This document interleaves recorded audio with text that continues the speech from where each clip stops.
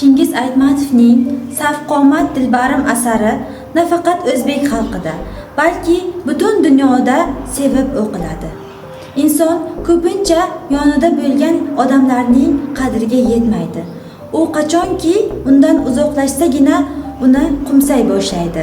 Chingiz Aytmatovning Safqomat Dilbarim asari tom ma'noda hayotiy, maishiy va muammolarga boy desak ham mubolag'a bo'lmaydi.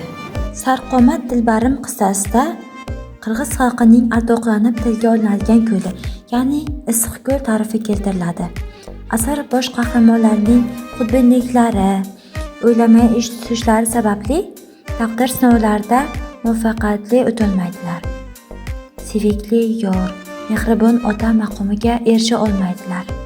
Sadoqatlar xiyonatlarga sotilgan, mehr sevgidan ko'ra ustun kelgan, xatolar evaziga hayot berilgan betakror qissa.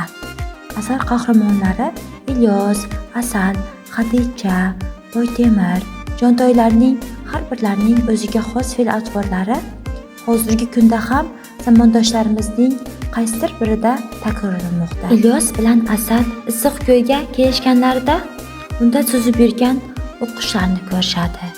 Ilyos o'qqushlar haqida so'zlab beradi. O'zlarini o'qqushlarga o'xshatishadi. Asal bilan Ilyos asar boshida tasodifan uchrashib, taqdir taqozosi bilan o'zaro turmush qurishadi.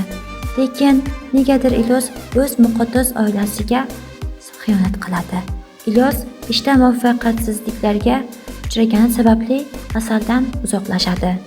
Asalga necha bor bu haqiqatni aytmoqchi bo'ladi, lekin uddasidan chiqa olmaydi. Hayotda ham, badiiy adabiyotda ham yomon niyat bilan birovlarning turmushiga rahna soluvchi kimsalar bo'ladi. Safqomat Dilbarim asarida Ilyos juda yomon ko'rgan Jontoy ismli shofyor Asalga Ilyos bilan Xadichaning munosabati haqida aytib beradi. Asal o'g'li bilan uydan bosh olib chiqib ketgach, Ilyos ikki o't orasida qolib ketadi.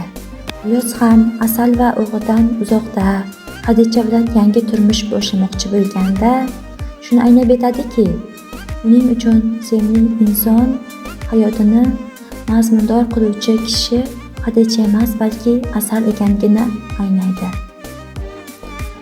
Ilyos Asalning turmushga chiqqanini eshitib, go'yoki bir kun kelib shunday bo'lishi kerak edi deb o'zini his qiladi.